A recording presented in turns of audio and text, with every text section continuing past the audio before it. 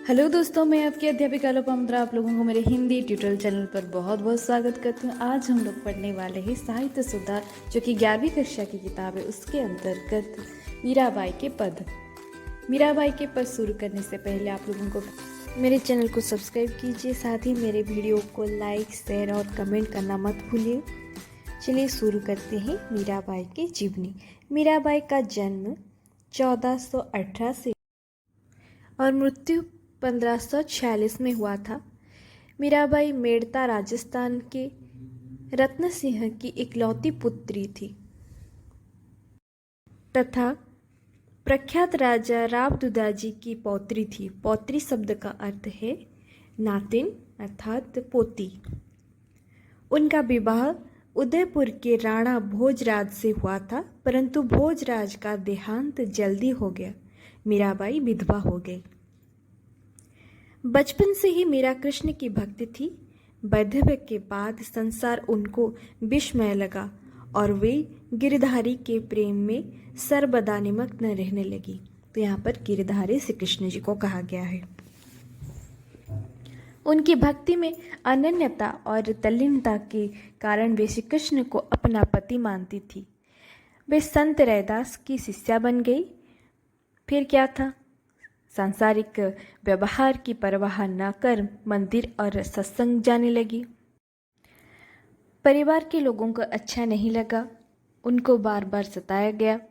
मीरा ने गोस्वामी तुलसीदास से सलाह मांगी। ठीक है, तो यहाँ पर मीराबाई को बार बार इसीलिए सताया गया कि वो एक कुलवधू थी, एक राजवधू थी, एक रानी थी। तो उनको इस तरह संतों के साथ बैठना उठना या संतों के साथ रास्ते पर कृष्ण के नाम जपते हुए घूमना फिरना उनके परिवार वालों को पसंद नहीं था, जिसके कारण उन्हें तरह तरह के उपाय से सताया जा रहा था ताकि वो यह काम करना बंद कर दे। लेकिन मीराबाई तो कृष्ण की भक्ति में पागल थी। उनका यह कहना था कि कृष्ण ही मेरे पति है, क्योंकि वो संसारिक दुख से परे होकर के वैराग्य में जा चुकी थी। संसारिक दुखों से अधिक उन्हें कृष्ण की भक्ति में तल्लीन होना अच्छा लगा, जिसके कारण वो संसारिक दुख को छोड़ करके कृष्ण के भक्ति में लीन हो गई। तुलसीदास जी को सलाह मांगने पर तुलसीदास जी उन्हें लिख भेजा, जाको प्रिय न राम बदेही, तजे ताहि कोटि बेरी सम, जदपि परम सनेही। अर्थात जाको मने जिसको, प्रिय न मने प्रेम नहीं है या श्रद्धा नहीं है, राम और वैदेही मने सीता माता को कहा गया है। विदेह के कन्या होने के कारण उन्हें वैदेही कहा जाता है। तो जिस व्यक्ति को राम और सीता के प्रति कोई भक्ति नहीं है या श्रद्धा नहीं है, तजिए ताही, तजिए मने त्याग दीजिए, ताही मने उसे, उस व्यक्ति को त्याग दीजिए। कोटि बेर सम यद्यपि परम स्नेही, कोटि बेर सम, ठीक है, उस व्यक्ति को आप त्याग दीजिए जिस प्रकार करोड़ों बेर मने शत्रुओं को त्यागा जाता है। ठीक है, सम मने समान, करोड़ों शत्रुओं के समान उस व्यक्ति को त्याग दीजिए। यद्यपि परम स्नेही, यद्यपि वो आपका परम स्नेही मतलब अपना हो, फिर भी उस व्यक्ति को आप त्याग दीजिए। तो मीरा यहाँ पर द्वारिका चली गई, वहाँ रणछोड़। तो यहाँ पर रणछोड़ किसे कहा गया है, जरासंध से नहीं लड़ने के कारण कृष्ण को रण छोड़कर भागने वाला, अर्थात युद्ध क्षेत्र को छोड़कर भागने वाला। रण माने युद्ध क्षेत्र, इसीलिए कृष्ण जी को रणछोड़ कहा गया है। ठीक है, तो वही भगवान द्वारिका में पूजा पाते हैं। द्वारिकाधीश के मंदिर में नाच गाकर प्रेम निवेदन करती रहीं। अंत में उन्हीं के विग्रह में विलीन हो गई। तो लोगों का कहना है कि वहीं पर नाम कीर्तन करने के बाद वो मूर्ति के अंदर विलीन हो गई। मीरा का जीवन विषदमय रहा।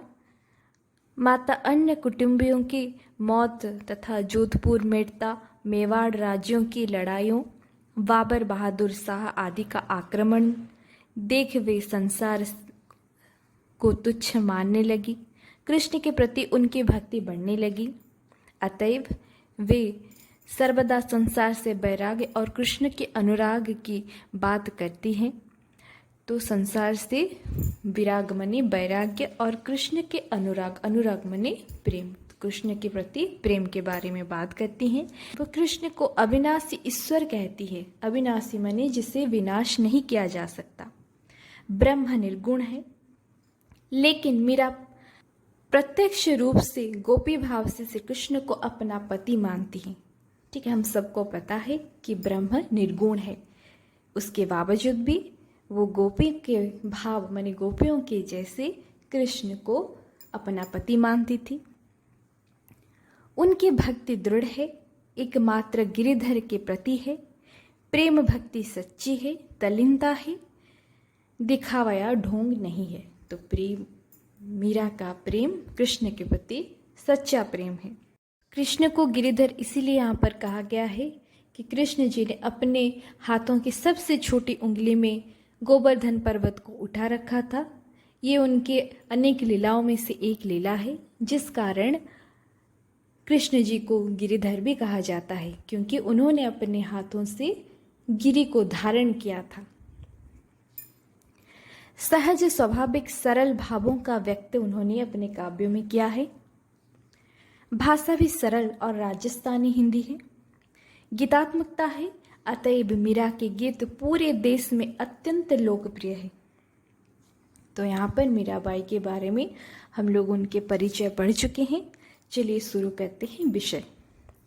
मीराबाई के पद। बसो मेरे नैनन में नंदलाल, मोहन मूरति सावरी सूरति, नैना बनी विशाल। अधर सुधारस मुरली राजित, उर वैजयंती माल। छिद्र घंटिका कटितट शोभित, नुपुर शब्द रसाल। मीरा प्रभु संतन सुखदाई, भक्त वत्सल गोपाल। तो यहाँ पर मीरा जी का कहना है, बसो मेरे नैनन में नंदलाल, मतलब हे कृष्ण, हे नंदलाल, हे नंद के पुत्र, आप मेरे नैन में हमेशा बसे रहिए। मतलब आपका जो सुंदर छवि है मेरे नैनों में हमेशा के लिए बस जाए। मोहनी मूर्ति, अर्थात आपका जो रूप है बड़ा ही मनमोहक है। सांवरी सूरति, आपका जो सूरत है, आपका जो चेहरा है वो सांवरे रंग का है। नैना बने विशाल, आपकी जो आँखें हैं वो बड़े बड़े हैं और बहुत सुंदर हैं। अधर सुधारस मुरली राजती, मतलब हे कृष्ण आपके अधरों पर, अधर मने होंठ, होंठों पर मुरली इस प्रकार दिख रहा है, राज मने शोभा पा रहा है, मानो आपके होठों से सुधारस बह रहा है, मधु बह रहा है। आपके होठों पर मुरली इस प्रकार शोभा पाता है मानो आपके होठों से अमृत बह रही हो। सुधारस मने अमृत। उर बैजंती माल, उर मने आपके हृदय यानी आपके छाती पर बैजंती माल शोभा पा रहा है। छिद्र घंटिका कटितट शोभित, छोटे छोटे घुंघरू, छिद्र मने छोटे, घटिका, घटिका मने छोटे छोटे घुंघरू। छिद्र घंटिका कटी तट शोभित, कटी मने कमर पर शोभा पा रहा है, कमर के तट पर आपके छोटे छोटे घुंघरू शोभा पा रहे हैं। नुपुर शब्द रसाल, आप जब चलते हैं उनकी आवाज़ बड़े रसाल है। ठीक है, वो नुपुर के शब्द बड़े रसमय है। मीरा प्रभु संतन सुखदाई, भक्त वत्सल गोपाल। तो यहाँ पर मीराबाई कहती है कि प्रभु आपका जो सुंदर चेहरा है वो संतों के लिए बड़ा सुखदाई है। तो संतों का इस संसार से कोई लेना देना नहीं होता, वो संसार की चिंता से परे होते हैं, वो सिर्फ और सिर्फ भगवान की भावना में तल्लीन रहना चाहते हैं। तो आपका जो सुंदर सा चेहरा है वो संतों के लिए बड़ा सुखदाई है, हे भक्त वत्सल गोपाल। हे भक्तों को वात्सल्य और ममता से भरने वाले भगवान, आप तो भक्त वत्सल गोपाल है। आपका जो सुंदर चेहरा है वो संतों के लिए सदैव सुखदाई है। आशा करती हूँ आप लोगों को पहला पद अच्छे से समझ में आ गया होगा। चलिए देखते हैं दूसरा पद।